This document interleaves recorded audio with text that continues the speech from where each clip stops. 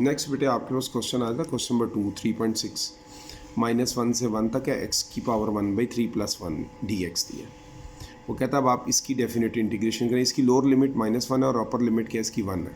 ठीक है, अब हम देखते हैं इसकी इंटीग्रेशन कैसे होगी। तो मेथड तो इसका भी बहुत सिंपल है।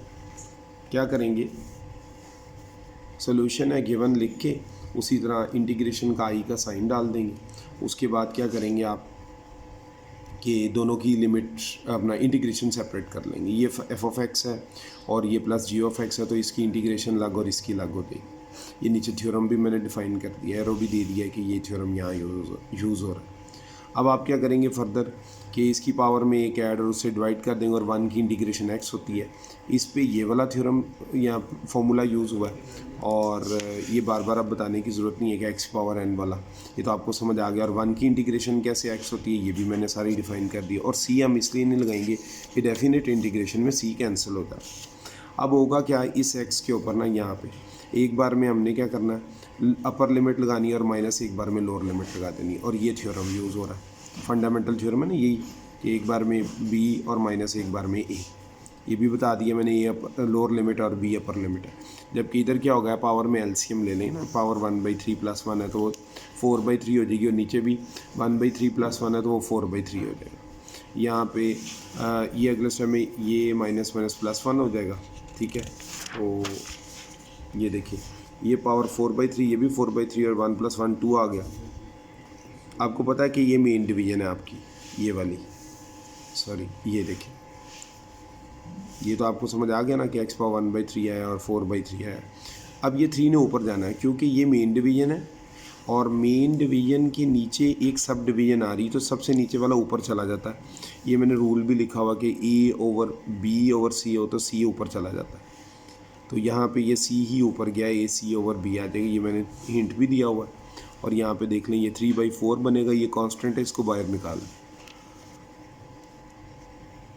यहाँ पे 3/4 को निकालने के लिए ये वाला फॉर्मूला यूज़ हुआ है। आपको पता है कि ये कांस्टेंट है तो बाहर चला जाएगा और ए और बी अपर लोअर और अपर लिमिट है रिस्पेक्टिवली। अब इसमें फिर एक बार क्या होगा, अपर लिमिट लगेगी माइनस, फिर एक बार में लोअर लिमिट लगेगी, वो ये आ जाएगा 1 की पावर 4/3 तो 1 ही रहेगा और -1 की पावर 4/3 वो क्या हो जाएगा आपका +1। वो कैसे होता है वो देखते हैं। ठीक है, और ये +2 तो साथ साथ आता जाएगा, ये वाला जो ऊपर 2 है ना प्लस, वो इधर साथ आ जाएगा।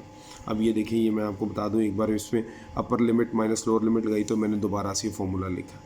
ठीक है, तो ये मैं साथ साथ देता आ रहा हूँ ताकि कोई कन्फ्यूजन ना रह जाए। अब ये तो 1 की पावर जो है ना 1 की पावर 4/3 ये तो 1 ही होती है, जबकि इसको कैलकुलेटर में डालें तो -1 की पावर 4/3 है ना, तो आप को डायरेक्ट +1 देगा। लेकिन इसके पीछे जो स्टोरी है वो ये है कि आप इसकी पावर 4/3 है ना, तो ये रूल आपने पढ़ा हुआ है, ए की पावर mn लिखा हो तो उसको आप ए की पावर m और ये n को होल लिख सकते हैं। तो यहाँ पे भी ये mn ही है ना, 4/3 में 4 एज ए m है और 1/3 एज ए n है, इसको बाहर लिख दिया।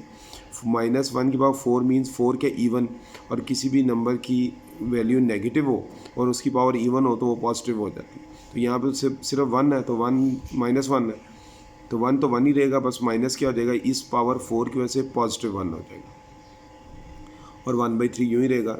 ये -1 की पावर 4 +1 और ये -1 की power even integer is equal to अपना -1 की पावर क्या हो, अगर आपके पास इवन इंटीजर हो पावर में तो ये किस में कन्वर्ट हो जाता है, +1। ठीक है, ये याद रखना, ये हिंट दे दिया हमने इसका साइड पे। ठीक है, अब ये देखें +1 की पावर 1/3, आपको पता है 1 की कुछ भी पावर हो 1 ही रहता है, तो वो 1 नहीं आ जाएगा आपके पास। तो ये देखिए ज़रा, इसको ज़रा गौर से देखिए इस चीज़ को कि ये यहाँ पे 1 ही आ गए। ठीक है, तो 1 और ये 1 पॉजिटिव और ये नेगेटिव है, ये कैंसिल हो जाएंगे, 0 इंटू समथिंग 0, तो 0 + 2 2 आपके पास आंसर आ गया।